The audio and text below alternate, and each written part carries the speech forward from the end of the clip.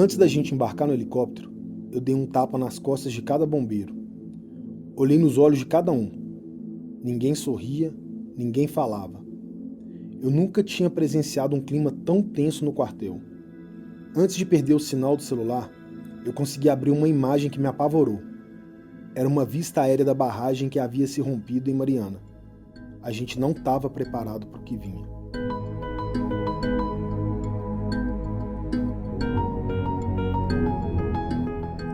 Léo Farah acredita que ajudar os outros ressignifica vidas. E é por isso que já arriscou a sua várias vezes. Trabalhando como bombeiro há 19 anos, Léo participou e coordenou grandes operações, como Mariana, Brumadinho e São Sebastião. O tamanho do seu impacto é enorme e hoje ele continua sua missão através da ONG Humus, que atua em comunidades em áreas de risco de desastres relacionados a eventos naturais extremos. Conheça essa história de entrega, adrenalina e muito trabalho em equipe. Eu sou Geise Diniz e esse é o podcast Plenai. Ouça e reconecte-se.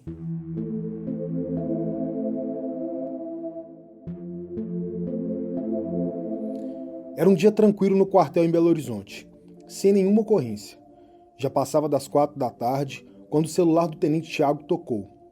Ele me mostrou a tela do aparelho.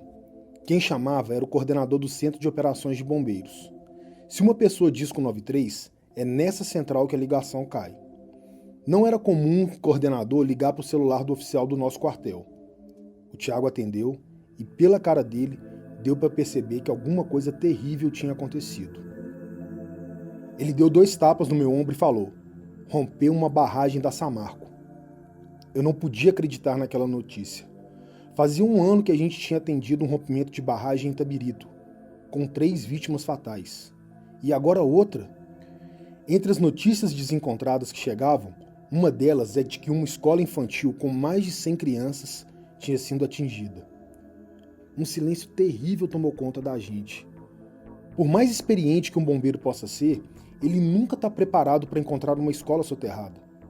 Eu pedi apoio inicial de 15 militares, incluindo que estavam de folga e 2 helicópteros.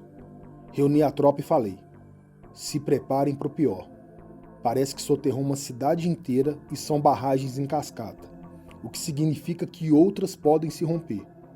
Ah, mais um aviso: o rejeito é tóxico. Vocês não podem entrar em contato com ele em hipótese alguma. Quando a gente começou a nos aproximar do local do acidente, eu vi uma poeira densa no horizonte. Aquilo não era normal. O helicóptero Carcará, que ia na nossa frente, começou a perder a altitude e foi engolido pela nuvem de pó.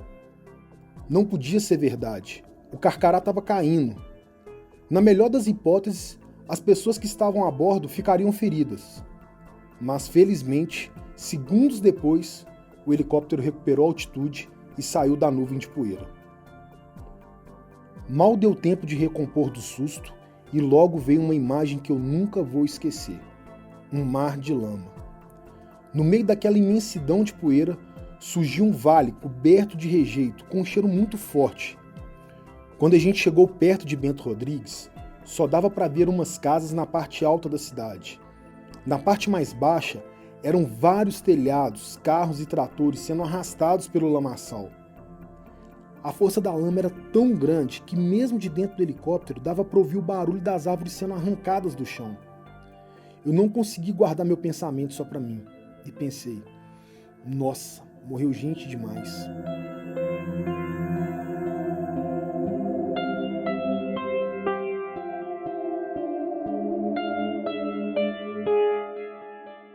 Os cursos preparam a gente para lidar com o medo, com as incertezas da profissão. A gente vai ao extremo do frio, da fome, da privação de sono para tentar simular uma situação de verdade. Só que por mais casca grossa que seja um treinamento, a realidade consegue ser pior.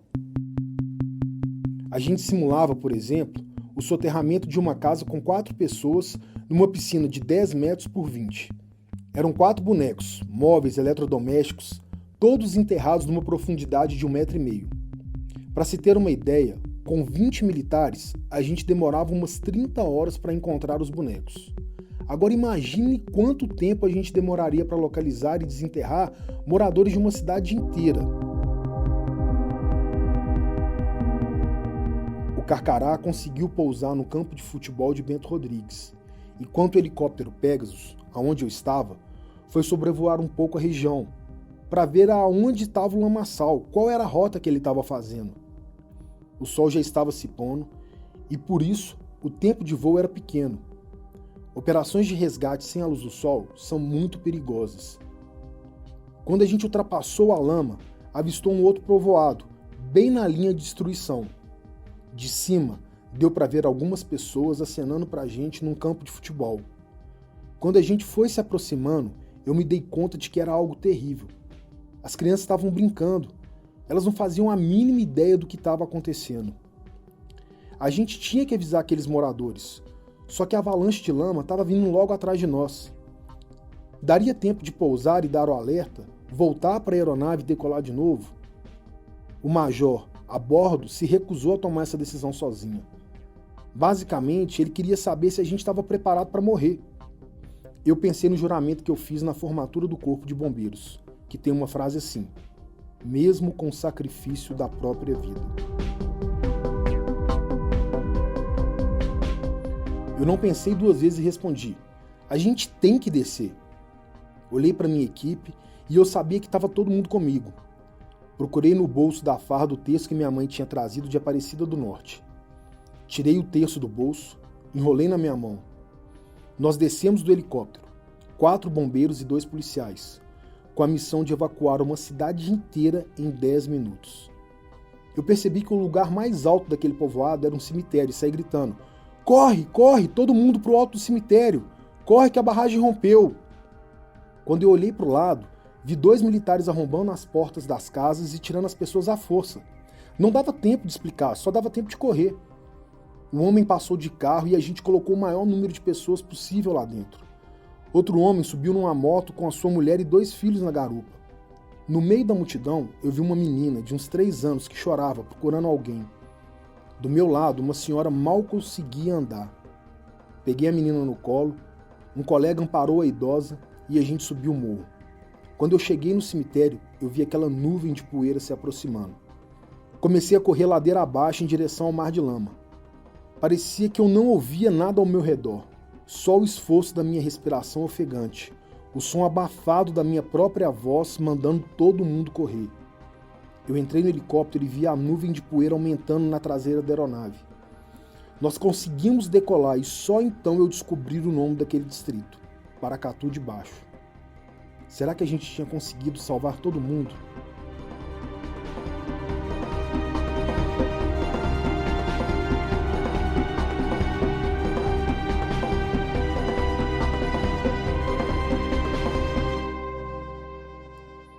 Pelo rádio chegou um alerta. A barragem de Germano está na iminência de romper. Toda a área deve ser evacuada. Faltavam 20 minutos para escurecer e o Pegasus ainda tinha que voltar para Belo Horizonte. Eu pedi para o comandante me deixar em Bento Rodrigues antes de retornar para a capital. Era uma decisão suicida. Se a outra barragem rompesse, não dava tempo de correr, mas eu não podia deixar aquelas pessoas sozinhas lá embaixo. Trabalhar com salvamento em desastre não é para qualquer um, porque basicamente você tem que ser capaz de agir contra o seu instinto natural. Numa situação de perigo, o cérebro se prepara e fala para o corpo lutar ou fugir. O coração acelera, o sangue sai das extremidades e vai para os grandes músculos, para que você consiga correr. Dá uma tremedeira por conta da descarga de adrenalina. As pessoas que sofreram um assalto, por exemplo, sabem muito bem disso. Muita gente nem se lembra do que aconteceu, porque o cérebro está pouco irrigado, preparando o corpo para o modo de combate. Quando você vai trabalhar num desastre, tem que ter a tranquilidade de lidar contra tudo isso. Tem que ser capaz de manter a calma no caos. Precisa, acima de tudo, saber lidar com a incerteza. Você não sabe a hora que você vai comer, você não sabe a hora que você vai dormir, você não sabe o que você vai enfrentar. Aí a sua mente fica dizendo: sai daí, é perigoso. Por isso, para trabalhar comigo, Eu escolho pessoas que têm habilidades humanas, que colocam o interesse coletivo acima do individual. É aquele cara que, ao invés de pegar um café só para ele, pega para todo mundo. É aquele que, quando vê alguém com muito sono, fala: vai dormir, eu fico acordado para você. Se a pessoa não for desse jeito, ela não aguenta o tranco. O meu time era assim. Naquele dia, todos os bombeiros tiveram a oportunidade de ir embora. E todos decidiram ficar.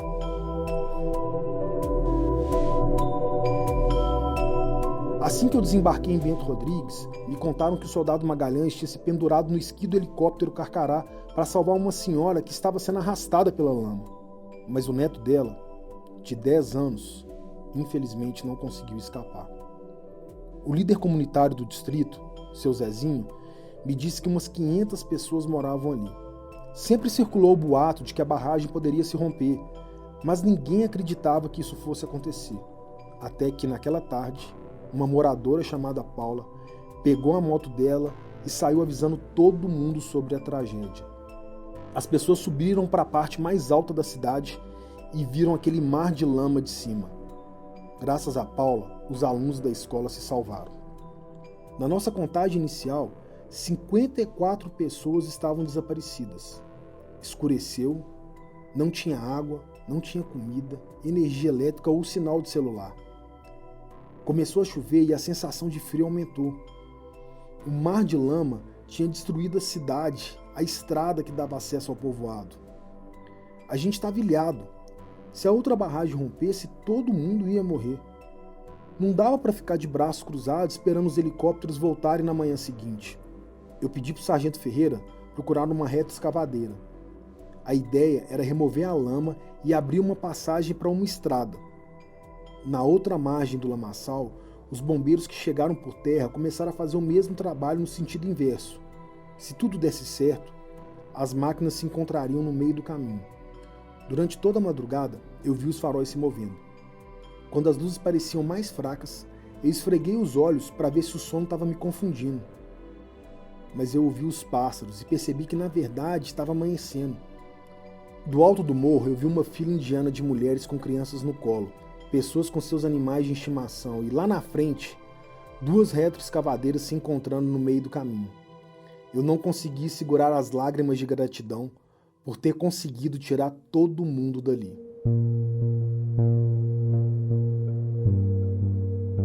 Depois de Mariana, eu não acreditava que existiria outro desastre nesse nível. Não imaginava que eu participaria de um resgate de outro rompimento de barragem. Mas aí, 4 anos depois, veio Brumadinho. E foi muito pior. A lama percorreu uma área menor do que a de Mariana, mas muitas pessoas estavam muito próximas ao local de rompimento, principalmente os funcionários da mineradora. Em 2023, depois de 19 anos como bombeiro, eu decidi sair da corporação. Criei uma ONG especializada no resgate e na prevenção de desastres relacionados aos eventos naturais extremos. A ONG se chama HUMUS, uma sigla para Humanitarian Us. Nós somos humanitários. Buscamos resgatar o caráter humano das pessoas. Fora do corpo de bombeiros, eu vou conseguir ajudar vítimas em outros países também. Racionalmente, não fazia sentido deixar um emprego estável para começar algo novo, mas eu escutei meu coração. Eu não sei se é Deus ou meu propósito. Só sei que eu não consigo ignorar esse chamado. Quando eu escolhi a minha profissão, foi a mesma coisa. Eu nunca tinha sonhado em ser bombeiro. Eu queria ser médico, como meu pai. Na época, eu estava estudando para o vestibular e vi um cartaz na rua em Belo Horizonte que dizia: venha para o bombeiro. Eu li esse cartaz e falei: cara, tá aí. Eu quero salvar vidas. Até porque esse era o meu propósito com a medicina.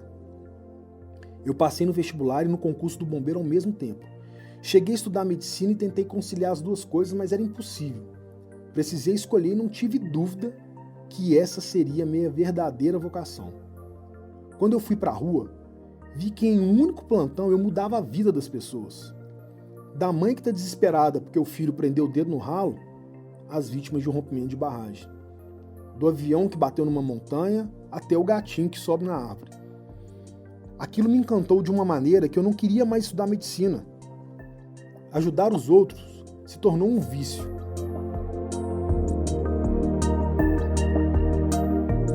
A vida se encaixa de uma maneira tão sincronizada que não fazia nem 10 dias que eu tinha pedido baixa dos bombeiros quando aconteceu o terremoto da Turquia. E aí, 48 horas depois da tragédia, eu estava lá, ajudando a localizar as vítimas soterradas.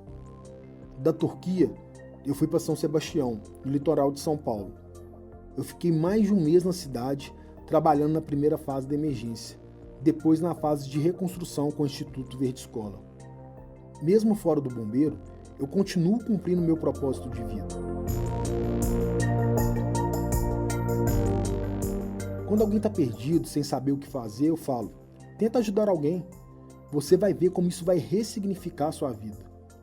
Eu acredito tanto nisso que eu já arrisquei a minha própria vida várias vezes para ajudar os outros. Eu desmaiei durante um mergulho, tentando tirar um corpo da água. Um teto desabou sobre mim num incêndio e rompeu todos os ligamentos do meu joelho. E uma outra ocorrência, tentando salvar 2 bombeiros soterrados num deslizamento, a laje da casa caiu no meu peito. Eu trinquei uma costela e fiquei preso com as pessoas que eu estava tentando resgatar. Em todas as vezes que eu me deparei com a morte, eu só pensava assim: se chegou esse momento, tudo que eu fiz valeu a pena. Tem gente que morre com 15 anos e impacta uma quantidade enorme de pessoas. Outros vão viver 100 e causar 0 impacto. Para mim, o que importa não é o número de anos que eu vou viver, mas a quantidade de vidas que eu vou impactar. O sentido da nossa existência é ajudar o outro.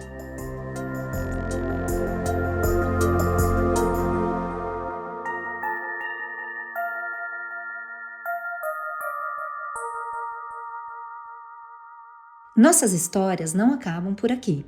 Confira mais dos nossos conteúdos em plenai.com e em nosso perfil no Instagram, @portalplenai.